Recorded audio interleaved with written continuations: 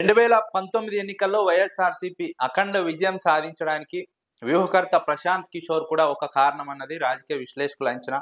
అప్పట్లో రూపొందించినటువంటి వ్యూహాలు, ప్రచార వ్యూహాలు, రాజకీయ వ్యూహాలు, అభ్యర్థుల ఎంపికకు అనుసరించినటువంటి విధానాలు, తెలుగుదేశం పార్టీపై రూపొందించినటువంటి వ్యూహాలు, సంక్షేమ పథకాల రూపకల్పనలో ప్రశాంత్ కిషోర్ వ్యూహాలు పనికొచ్చాయని అన్ని రకాలుగా వైఎస్ఆర్సీపీ ఆ ఎన్నికల్లో గెలవడానికి ప్రశాంత్ కిషోర్ టీం పనిచేసింది. ఆ ఎన్నికల్లో ప్రశాంత్ కిషోర్ టీం వైఎస్ఆర్సీపీ గెలుపులో కీలక పాత్ర పోషించింది అన్నది రాజకీయ విశ్లేషకుల అభిప్రాయం.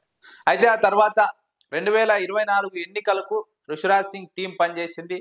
అయితే ప్రశాంత్ కిషోర్ టీంతో పోలిస్తే ఈ టీం కొంత భిన్నంగా పనిచేసిందని రాజకీయ వర్గాల్లో ప్రచారం ఉంది. వైఎస్ జగన్మోహన్ రెడ్డికి పూర్తి స్థాయిలో సమాచారం అందించడంలో కొంతమేర వెనుకబడ్డారనే ప్రచారం ఉంది. ఈ నేపథ్యంలోనే వైఎస్ఆర్సీపీ ఓటమికి కారణమైందని రాజకీయ విశ్లేషకులు అభిప్రాయపడుతున్నారు. అయితే ఓటమి నుంచి నేర్చుకున్న పాఠాలతో వైఎస్ జగన్మోహన్ రెడ్డి మళ్ళీ ఇప్పుడు వ్యూహాత్మకంగా ముందుకు వెళ్తున్నారు. మళ్ళీ ఇప్పుడు ప్రశాంత్ కిషోర్ సన్నిహితంగా ఉన్నటువంటి వ్యూహకర్త 2029 ఎన్నికల్లో వైఎస్ఆర్సీపీకి పనిచేయబోతున్నట్టు రాజకీయ వర్గాల్లో ప్రచారం జరుగుతోంది.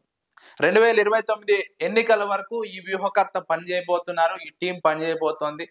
ఈ టీం మొత్తం కూడా ప్రశాంత్ కిషోర్ కు సన్నిహితంగా ఉన్నటువంటి టీము. 2024 ఎన్నికల్లో తెలుగుదేశం పార్టీకి ప్రశాంత్ కిషోర్ బ్యాక్ సపోర్ట్ అందించారు.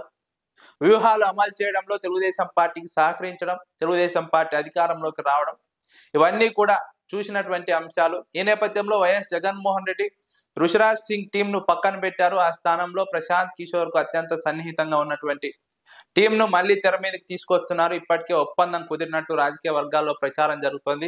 2029 ఎన్నికల వరకు వ్యూహాలు రూపొందించడం, పార్టీ క్యాడర్ ను గాడిన పెట్టడం, అదేవిధంగా అభ్యర్థుల ఎంపిక, ప్రభుత్వంపై ఎలా పోరాడాలి, ఎలా వ్యూహాలు రూపొందించాలి, సోషల్ మీడియా ప్రచారం ఎలా నిర్వహించాలి, ఏ వర్గాలు ప్రభుత్వం పైన వ్యతిరేకతతో ఉన్నాయి, ఆ వర్గాల నాడిని ఎలా పట్టుకోవాలి, వారికి ఎలాంటి భరోసానివ్వాలి, ఇలా రకరకాల అంశాలపైన ఈ టీం పనిచేయబోతున్నట్టు రాజకీయ వర్గాల్లో ప్రచారం జరుగుతోంది. ప్రశాంత్ కిషోర్ కూడా ఈ టీం కు బ్యాక్ సపోర్ట్ అందించబోతున్నట్టు రాజకీయ వర్గాల్లో మరొక వాదన వినిపిస్తోంది.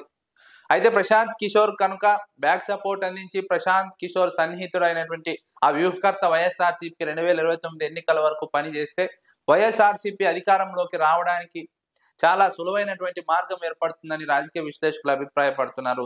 ఇప్పటికే వైఎస్ జగన్మోహన్ రెడ్డి కార్యకర్తలను గాడిన పెట్టేందుకు కార్యకర్తలే ఫస్ట్ అంటూ, కార్యకర్తలకే మొదటి ప్రాధాన్యత అంటూ వైఎస్ జగన్మోహన్ రెడ్డి ఇప్పటికే పలు మీటింగ్లలో చెప్పినటువంటి నేపథ్యంలో ఈ టీంను తెర మీదకు తీసుకురావడం ద్వారా వైఎస్ఆర్సీపీకి బ్యాక్ బోన్ గా నిలవడం ద్వారా ఈ టీం వచ్చే ఎన్నికల్లో వైఎస్ఆర్సీపీని గెలుపు తీరాలకు చేరుస్తుందని రాజకీయ విశ్లేషకులు అభిప్రాయపడుతున్నారు. ఆ దిశగా వైఎస్ జగన్మోహన్ రెడ్డి ఆ టీంతో డీల్ కుదుర్చుకున్నట్టు ప్రచారం జరుగుతోంది.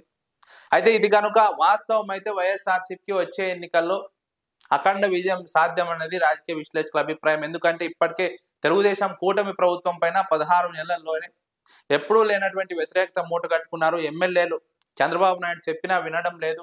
ఆ బాధ్యతను చంద్రబాబు నాయుడు మంత్రులకు ఇవ్వడం రాజకీయ వర్గాల్లో సంచలనంగా మారింది.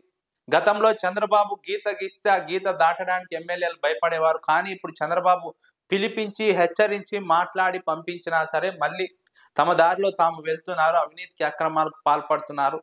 ఎన్నికల్లో ఖర్చు పెట్టామో ఆ ఖర్చును ఇప్పుడు కాక ఇంకెప్పుడు సంపాదించుకోవాలి, ఇప్పుడు సంపాదించుకోకపోతే మళ్ళీ వచ్చే ఎన్నికల్లో చంద్రబాబు టికెట్ ఇస్తారా అంటూ ఎమ్మెల్యేలు ఎదురు ప్రశ్నలు వేస్తున్నారు. ఇలాంటి సందర్భంలో ప్రజల్లో తీవ్రమైనటువంటి వ్యతిరేకత పెరుగుతోంది. ఆ వ్యతిరేకత నుంచి చంద్రబాబు నాయుడు తప్పించుకునేందుకు ఎమ్మెల్యేలను హెచ్చరిస్తున్నట్టు, ఎమ్మెల్యేలు వారిస్తున్నట్టు, ఎమ్మెల్యేలు అవినీతి అక్రమాలు పెరిగిపోతున్నట్టు తన అనుకూల మీడియాలో వార్తలు రాయిస్తూ చంద్రబాబు నాయుడు ఆ మరక తనకు అంటకుండా ప్రయత్నం చేస్తున్నారు. ఎమ్మెల్యేల అవినీతి అక్రమాల మరక తనకు అంటకుండా ఉండేందుకు చంద్రబాబు నాయుడు ఆ విధంగా ఎమ్మెల్యేలను హెచ్చరించినట్టు, వారించినట్టు, వారిని గాడిన పెట్టేందుకు మంత్రులకు బాధ్యతలు ఇచ్చినట్టు తన అనుకూల మీడియాలో వార్తలు రాయించుకుంటున్నారన్నది రాజకీయ వర్గాల్లో జరుగుతున్నటువంటి ప్రచారం. చంద్రబాబు నాయుడుకి ఇప్పటికే అర్థమైంది ఎమ్మెల్యేల వ్యవహార శైలి, పనితీరు కారణంగా వచ్చే ఎన్నికల్లో ఓటమి తప్పదు. ప్రజల్లో ఆగ్రహం పెరుగుతోంది, ప్రజల్లో వ్యతిరేకత పెరుగుతోంది. ఈ అంశాలన్నీ కూడా చంద్రబాబు నాయుడు అవగతం చేసుకున్నారు, అర్థం చేసుకున్నారు, విశ్లేషించుకున్నారు. అందుకే ఇప్పుడు నష్ట నివారణలో భాగంగా తన అనుకూల మీడియా ద్వారా వార్తలు రాయించుకుంటున్నారు. ఎమ్మెల్యేల పైన తన అనుకూల మీడియానే వార్తలు రాయడం ఇందుకు ఉదాహరణగా రాజకీయ విశ్లేషకులు అంచనా వేస్తున్నారు. కాబట్టి ఇప్పుడున్నటువంటి రాజకీయ పరిస్థితుల్లో వైఎస్ఆర్సీపీ కీలక వ్యూహకర్త నియమించుకోవడం ద్వారా కీలకమైనటువంటి ప్రచారంలో ముందుకు వెళ్తుంది, ప్రచార వ్యూహాలు రూపొందించుకుంటుంది, రాజకీయ వ్యూహాలు రూపొందించుకుంటుంది. అభ్యర్థుల ఎంపికలో కీలకమైనటువంటి సమాచారాన్ని ఆ టీం సేకరిస్తుంది. వైఎస్ జగన్మోహన్ రెడ్డి అభ్యర్థుల ఎంపికలో ఈ టీం కూడా పూర్తి స్థాయిలో సహకరిస్తుంది. అన్ని విధాలుగా ఈ టీం సహకరించడం ద్వారా వైఎస్ఆర్సీపీకి గెలుపు సునాయాసంగా మారుతుంది, నల్లేరు మీద నడకగా మారుతుందని రాజకీయ వర్గాల్లో ప్రచారం జరుగుతోంది.